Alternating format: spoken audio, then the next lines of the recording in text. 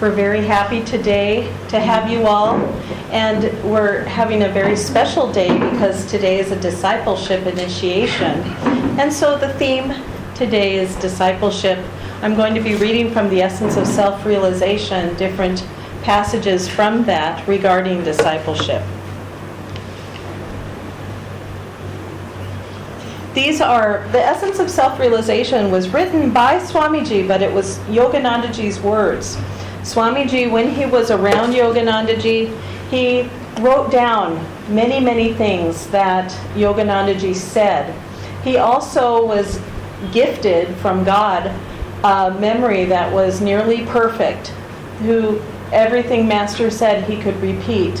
And somehow Master gave him this gift. So it's very wonderful. Many of the books are basically having Yoganandaji come through in that way. So,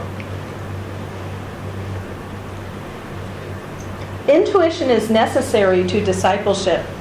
Otherwise, you won't understand the Guru's guidance. Don't depend too much on your reasoning faculty. Wisdom can't be achieved by intellectualizing the truth, nor can intuitive understanding be achieved by argument.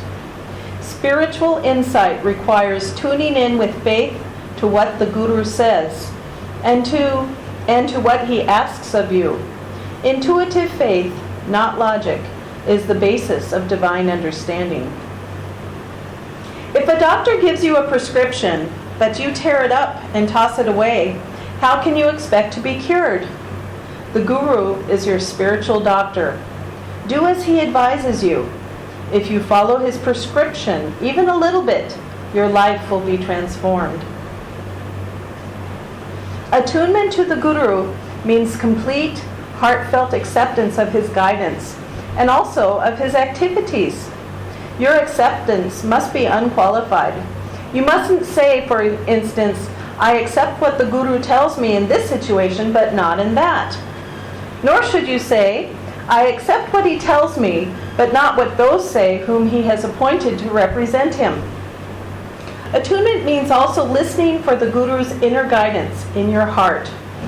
In everything, ask him mentally, what should you do? No, ask him mentally what you should do, how you should behave, how you can love more deeply. More than guidance, ask him to give you the power to develop spiritually. Be guided by common sense also. Never in the name of attunement behave in such a way as to offend against reason or against the rules of proper conduct. Learn to behave, Sri Yukteswar used to say. Don't let attunement with the Guru, in other words, be your excuse for an undisciplined imagination. Words are incapable of conveying the fullness of an idea or perception. Listen to my words, but try also to tune in to the deeper meaning behind them. I prefer magnetizing you with my thoughts to teaching you outwardly through words. For only when I can touch you from within, in your consciousness, do I know that you have grasped my true meaning. There is a saying in the Indian scriptures, all of Krishna's soldiers were like Krishna. You can tell to which ray of the divine light a person is attuned by the consciousness he expresses in his life. He gives up his little ego and assumes a new radiance colored by the vibration or ray of light that he has accepted as his particular path to God. It isn't that he loses touch with who he is in himself. That one never loses. But he assumes responsibility for manifesting God in his life, instead of living in bondage to the ego with its limitations of likes and dislikes. Since your path is the one to which God has drawn you, you naturally express in him that way. By attracting to yourself the Guru's realization of God, you attain his state of self-realization. Does it make you a carbon copy of the Guru? Just see the difference on a human level between Sri Yukteswarji and my human self, Paramahansa Yoganandaji speaking. Sri Yukteswarji was a jnani. My human nature, by contrast, inclines me rather to express divine love and joy, yet inside in our spirit we are one. Remember the words of Jesus, "The last shall be first." Go on to the end of life. Those who are still there at the finish, not for sticking it out, but because they love God, will be the first in the kingdom of heaven. A disciple was lamenting that she didn't feel the Guru's help as much as others. "If you shut me out," Paramahansa Yogananda replied quietly, "how can I come in?" Yogananda taught, the company one keeps determines to a great extent whether his energy will move inward toward God or outward toward the world. Good company is essential on the spiritual path. "Sir," asked the disciple, "what if I am alone?" The master gazed deeply into his eyes as he replied, "Am I not always with you?" And lastly, a few months before Paramahansa Yoganandaji left his body, this disciple asked him, "Sir, when we can no longer see you physically, will you still be as near to us as you are now?" With deep seriousness, the master replied, "To those who think me near, I will be near." Continuing on this theme of the Guru, I'd like to read from Whispers from Eternity, which is Yoganandaji's book of prayer poems. And this one is dedicated to his Guru, Swami Sri Yukteswarji.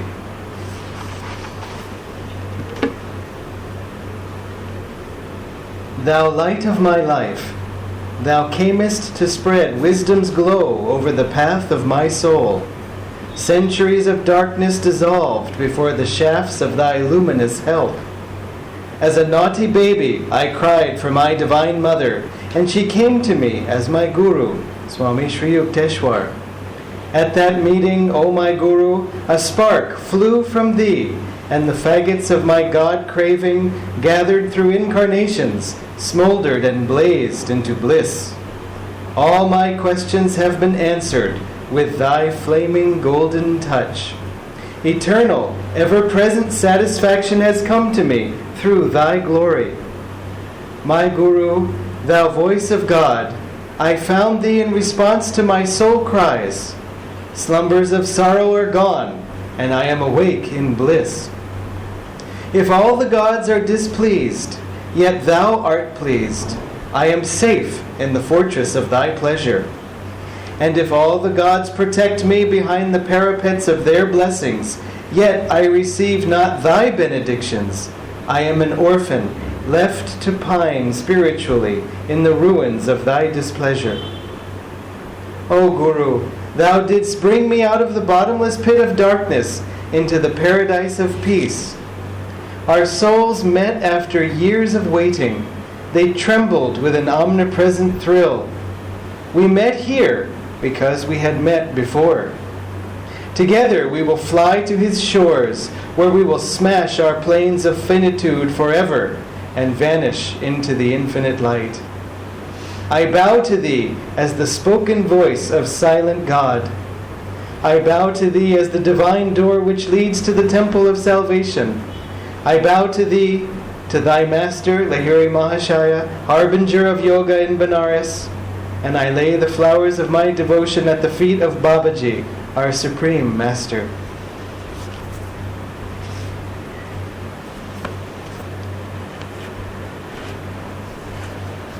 It's always beautiful when we have a discipleship initiation in the center. And again, thank you all for coming. Obviously, the new disciples, thank you for coming. But also thank you all for adding your support and friendship and prayers for them in this special day in their lives. The other advantage of a discipleship ceremony is that for those of us who have not taken the ceremony, it gives us an idea of, first of all, if we're interested or curious about discipleship on the spiritual path, on the yogic path, what does it look like? What is involved? What is the ceremony involved? What does it involve? It's nice, in fact, to see it before you take it, so you can say, okay, now I see what that is. It's also very helpful for those of us who have already taken that vow, because even though we take the vow only once in our life outwardly, very often, if you listen carefully, you'll hear some of the disciples in the audience kind of whispering the vow also, because it's a rededication.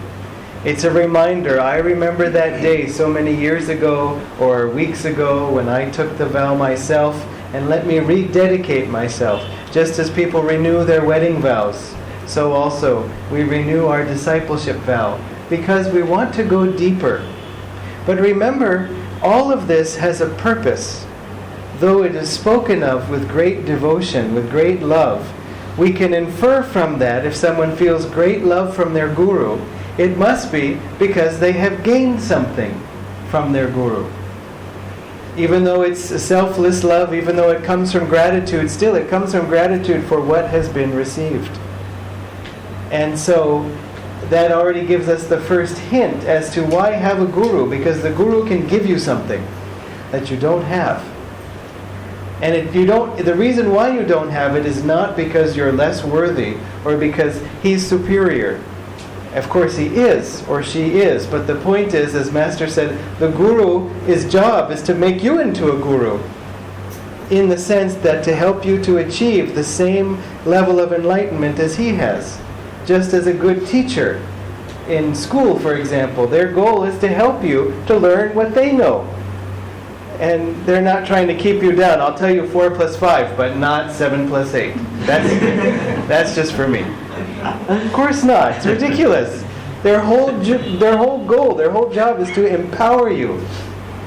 And that's what they're here for. That's their own, especially in the case of a guru, it's completely selfless. He's only here because of your need and because of your desire. In the beginning of life on the spiritual path, we disciple ourselves, or we ought to be a student of life and disciple ourselves to the truth. To care what is true. If you do care what is true versus what is not true. And I didn't say if you know, because once you fully know what is true, you'll just probably vanish into infinite light, as Yoganandaji was saying. Meaning when we fully know the truth, we become free in God. So until we're free in God, we still have to learn a few things. But the point is that if we care whether my behavior is right, whether my thoughts about something are true or not, then we're 90% of the way there. If you don't care, and I mean no one says I don't care, but if you find those pockets of yourself where I know this is right, I know this is true, but I'd rather do this instead, and so on, then work on that feeling and try to help it move more towards, listen, why do I want to go in a wrong direction that's just going to take longer? Why don't I just say, fine, if this is it, then let me do it this way. So, for example, scientists and, some scientists and other people who go very strongly by reason, and I was raised as a scientist, so I have some credibility in saying this, go by reason, sometimes have a hard time dealing with feeling, have a hard time dealing with the unseen, because there should be some logical proof, then we know. And that was certainly how I approached the spiritual path in the beginning? Well, I'm not sure, because if we can't measure it, how do we know it's there? But I felt great joy in scientific reasoning and discoveries and mathematical things, and when I could make something clearly show that this was the same as that, and there was such a thrill in the heart. There was feeling. There was a lot of feeling. Otherwise, if you don't like what you're doing, why do you do it? So if you do something with passion, it's because you like doing it. So obviously, the heart is involved a lot. However, approaching life with a scientific attitude of, is it true, is the first question. And the second question is, does it work? It may be true that the gravitational constant on Venus is something or other, but that doesn't work here. We have the one gravitational constant we have on Earth, and we might as well just make peace with it, because this is what works. So there's no point in, having lots of theoretical knowledge if it's not useful to us, if it doesn't change how we behave, and above all, if it doesn't make us happier. That's the point. The whole point of taking discipleship is to become happier. And so it's a joyful day. It's not a solemn day and this and this. Now, the reason why, in a good way, it might seem like this is because we're trying to take that experience inside and not, okay, goody, we're going to take discipleship. You don't want to be like that. You want to feel it inside. Just as Yoganandaji's words said, try to tune into my inner meaning. Try to grasp it in yourself. But you come to the point on the spiritual path when you realize, I need help. I can't quite figure it out by myself. I've learned enough to know that there's a lot more. And I need help from someone, but I also need help from someone who knows. In the beginning, a student on the spiritual path says, well, let me read, let me explore. This is a good phase. And I'll take what I like and I'll leave what I don't like. That's fine and natural. But at a certain point we come when we realize, I need to learn from somebody who knows the truth. And by that I mean a self-realized master, such as Yoganandaji, such as these great avatars. They can also act through the channels of their disciples, but just to be clear, Yoganandaji is the guru. He is the one who has the power to help. He has reached so many of us through Swami Kriyanandaji, who was also a great saint, and Master told him, Master meaning Yoganandaji, that he would be free at the end of his life. And so he was liberated at the end of his life, certainly. Which end, how far of the end, I don't know, but definitely by the end. And being in his presence, we could feel. I felt such joy around Swami Kriyanandaji as I haven't felt around any other person. And that was one of the reasons why I wanted to be around him, to listen to anything he said, to try to follow it, because I just felt joy. That was it. Very simple. I mean, why do people eat chocolate? You don't see a lot of sort of, government inquiries and campaigns to try to convince people of the need to eat chocolate. No problem. Just, and do you have any more? Because it's good. It tastes good. Or whatever. Suppose you prefer jangri instead. Fine, have that. But the point is, no, there's no convincing that needs to be done because we love the taste, we love the experience, it brings joy. So, what's the problem? No problem. Similarly, on the spiritual path, we felt such joy around Swamiji, we feel such joy meditating, we feel such joy chanting that there's really no sort of question as to why and how and so on. It just feels good. That's a great place to start, it's a great place to end, and it's a great place to continue in the middle. Meaning, if we're at a point where we don't feel so joyful, well, chanting's good. The meditation is still good. Everything's fine. Nothing has expired. But somehow, our little perceiver, our little taste buds are numb or something. So let's try to sort that out. I remember a time when Swamiji landed in America. This was in 2012 in San Francisco airport. He would usually, if not always, fly into America through San Francisco. And I was in Los Angeles. We both were. Well, not at that time we both weren't, meaning Dharmini was near to San Francisco herself, actually. But I was in Los Angeles, and it just struck me that Swamiji was returning to my country, to a short 8-hour drive away, into the airport, finally, and I wasn't going to meet him. And I couldn't because I had all these responsibilities there and so on. And yet, what were those responsibilities? They were nothing compared to the chance to be able to go and be with him. And I was very upset about it because I knew deeply that I probably should not go because of the responsibilities which he had given me. So I was kind of like, I'm here, I skipped all that useless stuff. And he said, well, didn't I tell you to do all that useless stuff? Oh, bye, and just go back again. So, but yet I was so torn because I thought, he is touching this soil and all I have to do is drive a car, and I'm not doing it. And so I wrote to him. I said, I know. Actually, I guess it was before he departed because he wrote back. So he must have still been in Italy, but he was going to arrive the next day. And so I was saying, I'm really feeling torn because I want to see you, and yet I can sort of feel that I should not. And he just said something very sweet. He just said something like, thank you for your words, and I understand. And then he repeated the line from Master's chant, oh, then joy is sweet, and sorrow a dream, when thy song flows through me. And I realized later that he was telling me the spiritual path is of joy. And if you have such a strong feeling or whatever it is, just enjoy that. And enjoy that connection which you can feel even from Los Angeles, even from Chennai, across space and time. Enjoy that. Don't be sorrowful. Why be sad? If it's the right thing to do, then stay, but don't be sad. And it was good for him to say that to me because I needed to hear that, because my nature would incline sometimes to just be sad. When Master was on the spiritual path and walking around Sri Yukteswar's ashram, he played this role. He was a self-realized master, but he played this role outwardly where he was very somber. And Sri Yukteswarji said to him, to find God, one need not disfigure his face, you know.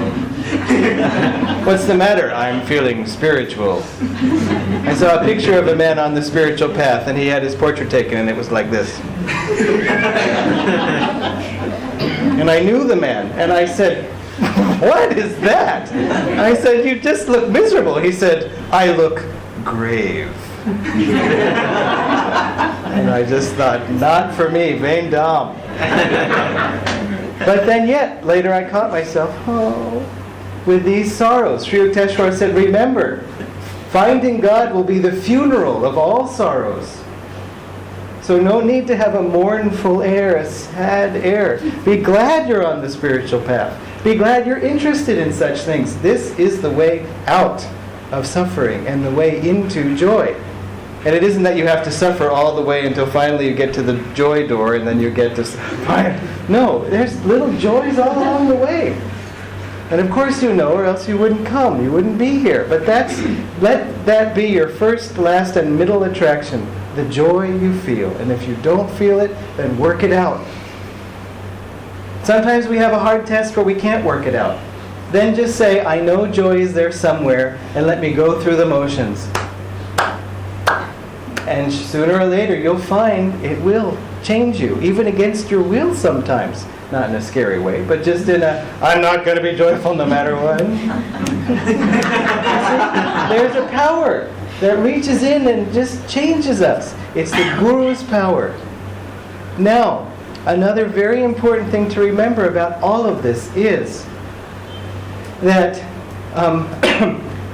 if you see a video of Swamiji or of Yoganandaji, you read their words, ask and meditate on their significance for you personally. Feel Yoganandaji, Swamiji, they're speaking to you. In a video, that's easy because, you pick the video and often it resonates with something just that you're thinking about that day, or open a book and so on. Now remember that their consciousness is with you. To those who think me near, I will be near.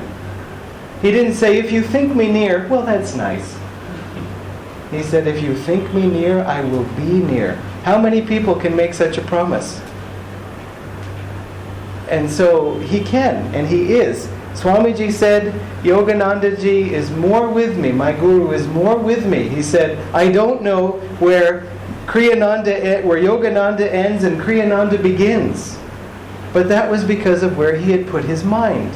his heart, his everything. It didn't just happen that Yogananda said, "Oh, there's Swami Kriyananda, my disciple. I'll just occupy his space."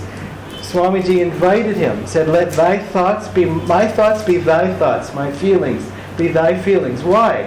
One is so I can channel them to others, and the other is because it feels good.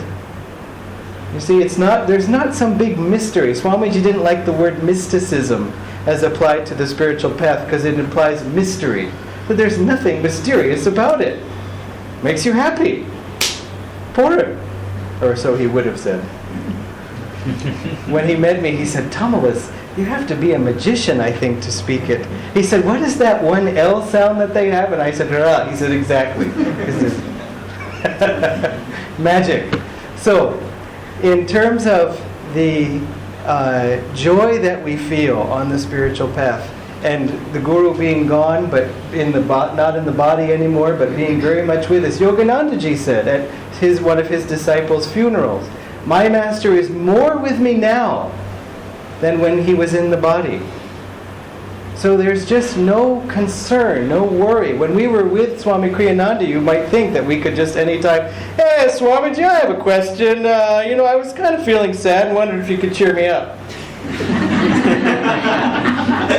No way. I mean, of course, on one level, if you caught him right with the right sincerity, of course he would. Once I was feeling sad and I said something like that, he wrote and said, "Why are you feeling sad?" It was very sort of solicitous. So I don't mean to say he wasn't sweet and considerate. Of course he was. But the point is, we would write emails to him, "Swamiji, I have a very serious question and my whole life depends on it, and please tell me what you think." Check the email forever. It never came. He didn't write back sometimes, often. And later, I began to discover that he was writing back inside. That suddenly I would have an idea, I would have the answer. But it didn't come through an email, it came from an inner email, a secret email. And at a few times near the end of his life, it was sweet that I would be confused, I would have a question, and as soon as I would send it, I would get the answer.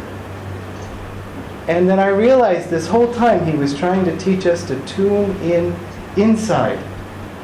For two reasons. One is, as Master said, that's where the real teaching comes from. And the other reason is that what do we do when he's gone if we only depend on the outward? That's the real test. From the whole beginning, he's training us. And Master did the same thing with all of his disciples. As you heard him say, grasp my inward meaning. Grasp it inwardly. Because that kind of thing can go on forever.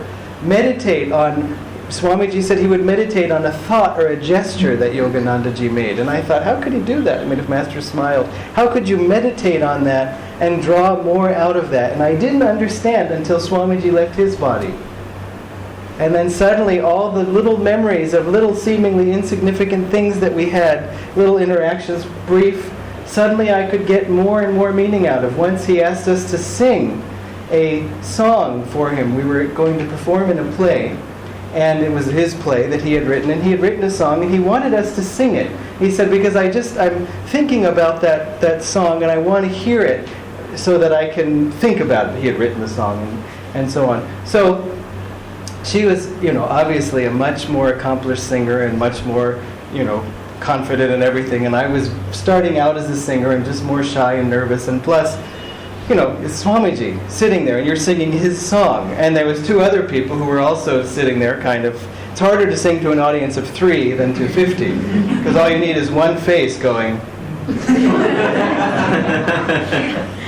And so we were singing a duet. So she sang one part, and I sang the other part, and I was trying to hold my part. And those of you who hold parts know what I mean. Just like try not to sing what she's singing, sing what I'm supposed to sing, and make it match, and so on.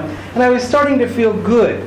And then halfway through the song, I sort of looked at Swamiji's face, and for those of you, you have to understand, Swamiji was very hard of hearing at the end of his life, so he had hearing aids and everything and so on. And he was kind of looking like this, And so, because I was expecting him, of course, to be like... But instead, he was going... And so I just went... I just messed up the song in the middle of it because I was so shocked. And then picked it up again, luckily, and got back on track, and then sang the rest of it. And then at the end of that, he said,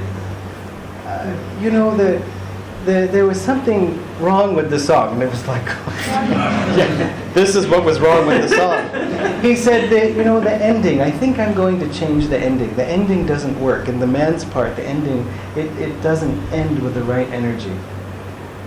And I thought, it's just so sweet. There are so many things wrong with my part of the performance, that he could have pointed at. She was great. I was the one messing it up. There were so many things. He could have said this, and that, and he didn't say anything. He said actually, in a way, he wanted to change the one part of the song that was his, which was the song. He wrote it. And he did. He changed the last two notes of the song so it would end differently. And so it was very sweet.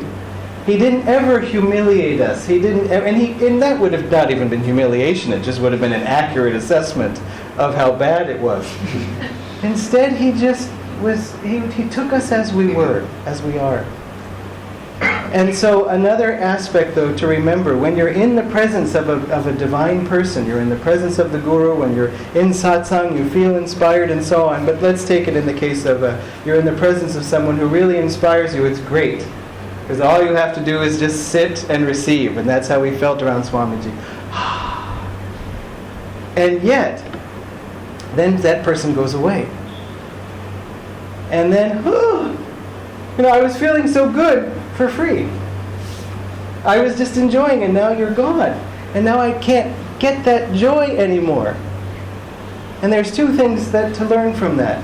One is, obviously, yes, we have to cultivate that joy inside. We have to carry, as Master said, a portable paradise in our hearts. But the other thing we have to realize about that is that the joy that we felt was of God coming through that vehicle, God coming through the Guru to us. It wasn't limited just to that person's form. And the Guru's consciousness is not limited either. It's God reaching you through that channel. And more than that, it is God in you responding. The joy that you feel is your own divine joy responding to that joy coming to you.